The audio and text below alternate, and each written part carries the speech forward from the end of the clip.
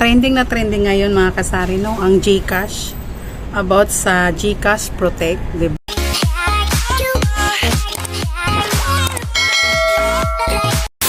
Napaka-trending sa mga sari-sari store, sa mga groups, sa FB page, saka dito sa YouTube. Ang trending niya. So, ang mga inaalala nila doon is kung mag-send ba sa'yo yung tao ng cash out, tapos naka-money protect yung ano niya, inon niya yon. Ang inaalala nila, baka after 1 month, before mag 1 month is babalik yung si sender, tapos hingi sa'yo ulit ng pera. So, hindi ganon yun mga kasari, ang pagkaintindi ko. Kasi, once na ino-on mo yun, may bayad siyang 30 pesos, diba? Ayan, kita nyo. Tinry ko siya sa kapatid ko eh. Ay, hindi. Ayan. Saan ba? Nag-send ako ng piso. Nagdit lang may bibili. 2 chippy. Kuha ka na. Ano pa? May bumili lang. Yan lang, be? Ay, sako! Ayan.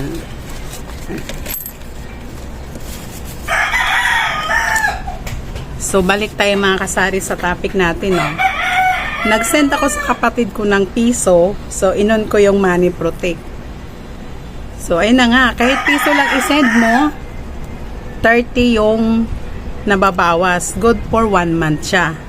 So, lahat ng isi-send ko is nakaprotect. Protect siya for 1 month. Balik kailangan, sigurado ka rin sa number na pag-sendan mo. Kasi nga, will not refunded nga nakalagay. And then, so ang gagawin na lang natin, pag may nag-cash out na malaki, kunyari, may nag-send sa atin ng, cash out, may nag-cash out sa atin ng 10k pataas, tapos naka-money protect siya. Tapos, hindi mo kilala yung tao, bago lang siya sa tindahan mo, bagong mukha ba? Siguro doon ka nakabahan. Gawin mo na lang is, hingin mo yung full details niya. Name. Ganon. Kasi nga, mataas na yung kinakash out niya, tapos hindi mo kilala. Pero hindi, wag mo sabihin na, kaya dahil doon. Basta, in case kung scammer ba siya, o diba, may may record ka sa kanya. Hindi naman ibig sabihin na naka-money protect siya, tapos after, bago mag 1 month, ibabalik siya at hingi ulit ng 10k sa'yo. Hindi naman ganun yung kasari, diba? Madami pang proseso yon, di ba? Saka hindi siya refundable. Yung 30 pesos mo pag inon mo yon. Sayang din yung 30 pesos, pero ang gagawin na natin is doble ingat tayo. Kasi sa panahon ngayon, ayan lang sa tabi-tabi natin, kung saan-saan ang daming scammer, hindi natin alam.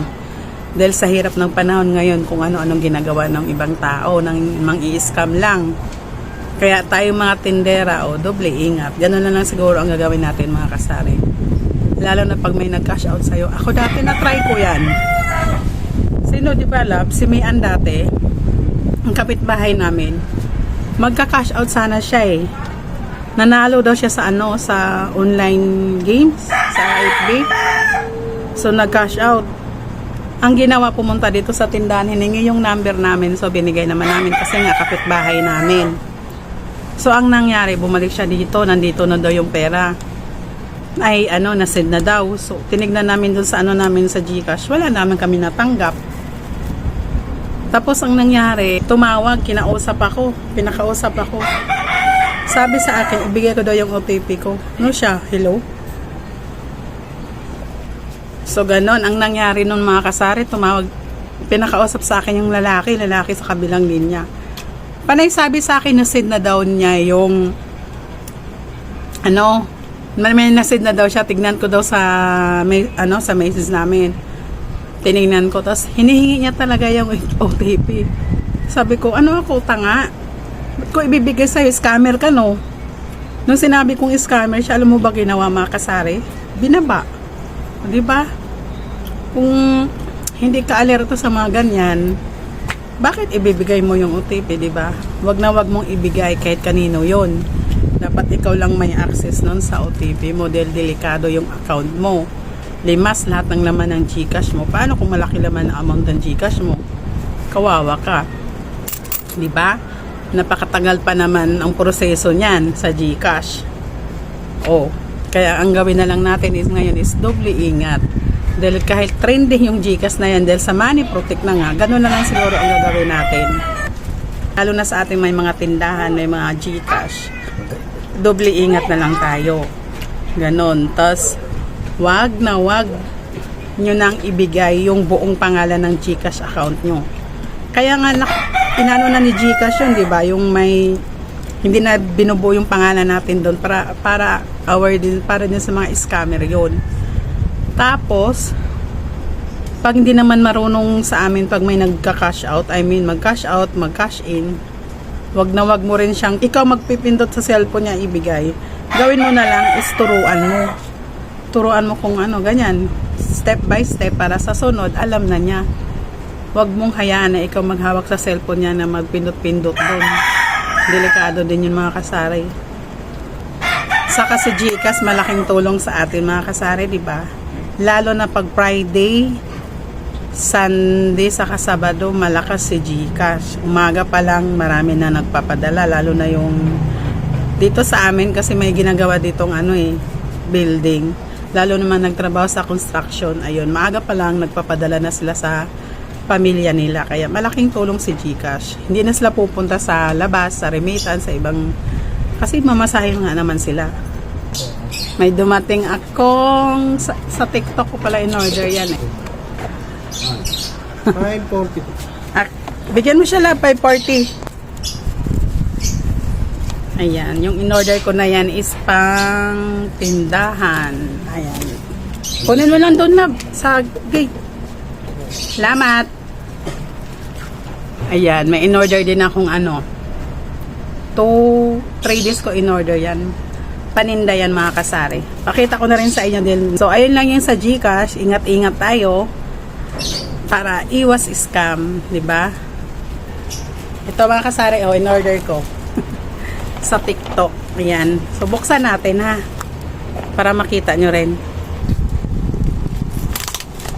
Ayan. Buksan natin sabay-sabay.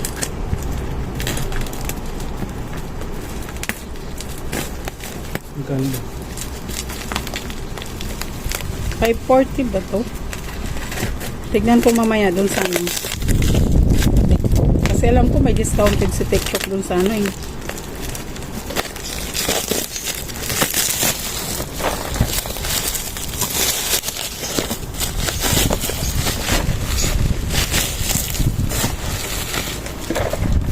paninda to mga kasari. Ayan,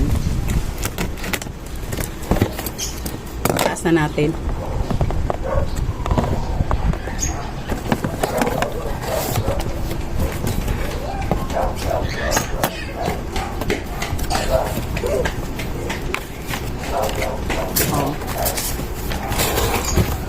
Ayan.